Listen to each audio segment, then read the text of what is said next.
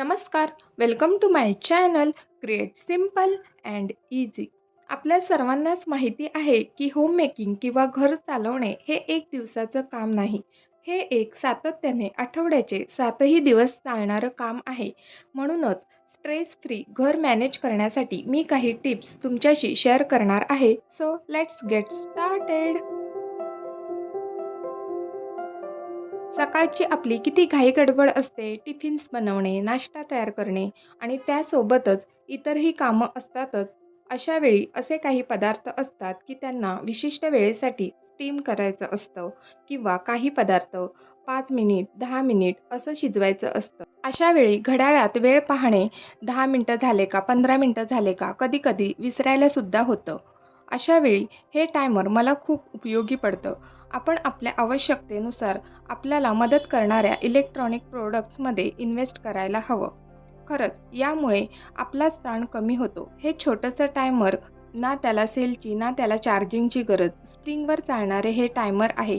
खरं तर हे मी माझ्या मुलीसाठी अभ्यास करताना टाईम लावण्यासाठी घेतलं होतं, पण मी हे किचनमध्येच जास्त वापरते. वेळ संपल्यानंतर त्याची रिंग वाजते, त्यामुळे मला कळतं की वेळ संपली आहे आणि तोपर्यंत मी बाकीची कामंसुद्धा आरामात करू शकते. नेक्स्ट, वेळच्या वेळी डिक्लटरिंग केल्यामुळे सुद्धा कामाचा खूप सारा ताण कमी होतो. एकाच वेळी सर्व घराचं डिक्लटरिंग करण्यापेक्षा रोज 5 मिनिट वेळ काढून एक भाग जरी चेक केला, त्यातील नको असलेले सामान काढून टाकलं किंवा जुने झालेले न वापरायचे कपडे बाजूला काढले तर आपलंच नंतर वाढणारं काम कमी होईल आणि घराचा प्रत्येक भाग टापटीप राहील. नको असलेलं किंवा डोनेट करायचं सामान एका बास्केट किंवा ऑर्गनायझरमध्ये काढून ठेवा, म्हणजे पुढे त्याचं काय करायचं हे ठरवणं सोपं होईल. स्ट्रेस फ्री होम मेकिंगसाठी छोट्या छोट्या स्टेप्ससुद्धा आपली कामं सोपी करतात. जसं की मी इथे संपूर्ण A to Z grocery list तयार करूनच ठेवली आहे.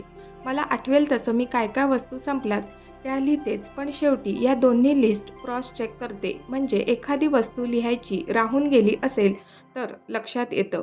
तसेच फायनल लिस्ट तयार झाल्यानंतर मोबाईलमध्ये एक फोटोसुद्धा काढून ठेवते, म्हणून ते अजूनच सोपं होतं.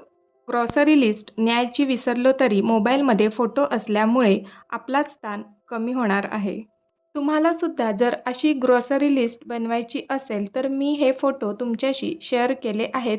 तुम्ही या फोटोंचा स्क्रीनशॉट घेऊ शकता आणि जर यामध्ये अजून काही ॲड करायचं असेल तर त्याप्रमाणे तुम्ही लिस्ट बनवू शकता.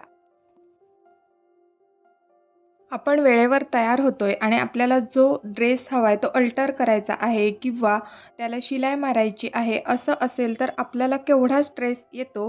तर असं होऊ नये यासाठी कपडे घडी करताना जर एखादा कपडा शिवायचा आहे, फाटलेला आहे, तर तो बाजूला करून ठेवा किंवा कपाट लावतोय आणि जर एखादा ड्रेस आपल्याला आठवला की ह्यालासुद्धा शिलाई मारायची आहे, तर तो बाजूला काढून ठेवा. यामुळे सुद्धा आपल्याला पुढचं काम सोपं होणार आहे आणि हे सारे कपडे एखाद्या बास्केटमध्ये किंवा पिशवीमध्ये आपल्याला समोर दिसतील अशा ठिकाणी ठेवा. मी इथे ठेवलेत कारण इथे शिलाई मशीन आहे आणि मी स्वतःच अल्टर करते. तर माझ्यासुद्धा लक्षात राहील का हे कपडे अल्टर करायचे आहेत. समोर असली का आपल्याला लगेच आठवण येते आणि ते कामसुद्धा पूर्ण होतं.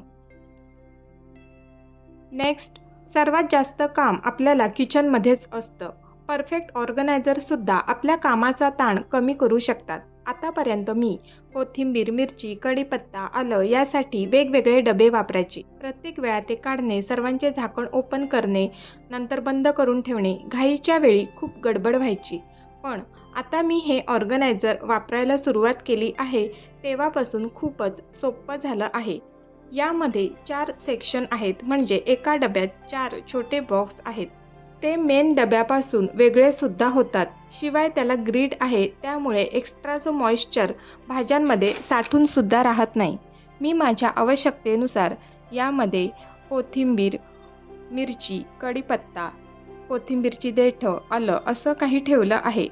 या प्रकारच्या ऑर्गनायझरमध्ये वेगवेगळे सेक्शन असलेले बॉक्ससुद्धा अवेलेबल आहेत. मी लिंक डिस्क्रिप्शन बॉक्समध्ये देईनच.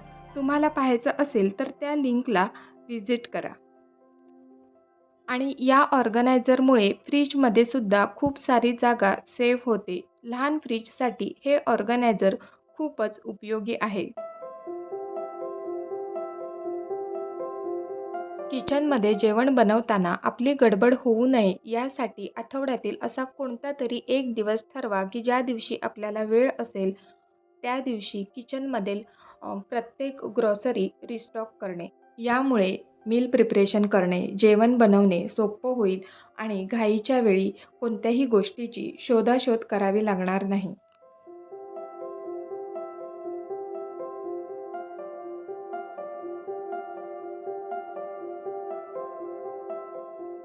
बाहेर जाताना काही गोष्टी हाताशी असतील तर बरं पडतं.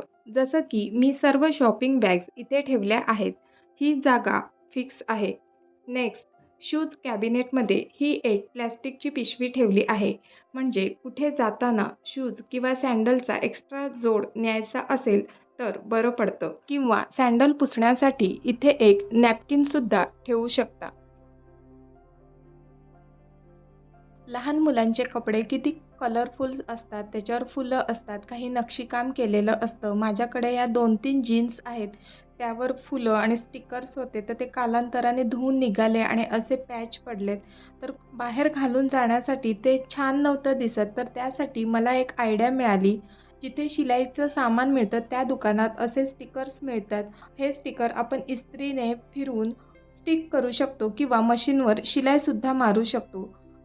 कपड्याचा एखाद्या भागाला खोचा भरला असेल, तिथे सुद्धा असे स्टिकर आपण स्टिक करू शकतो. तर इथे पहा मी इस्त्रीने फक्त स्टिक करत आहे आणि ही जीन्स पुन्हा न्यू झालेली आहे. बाहेर घालून जाण्यासाठी ती छान दिसणार आहे.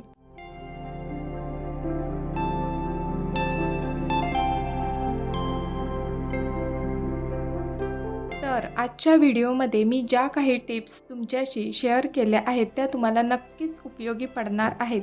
तर आजचा व्हिडिओ तुम्हाला कसा वाटला मला कमेंट बॉक्समध्ये नक्की सांगा. व्हिडिओ आवडला तर लाईक, शेअर आणि सबस्क्राईब करा.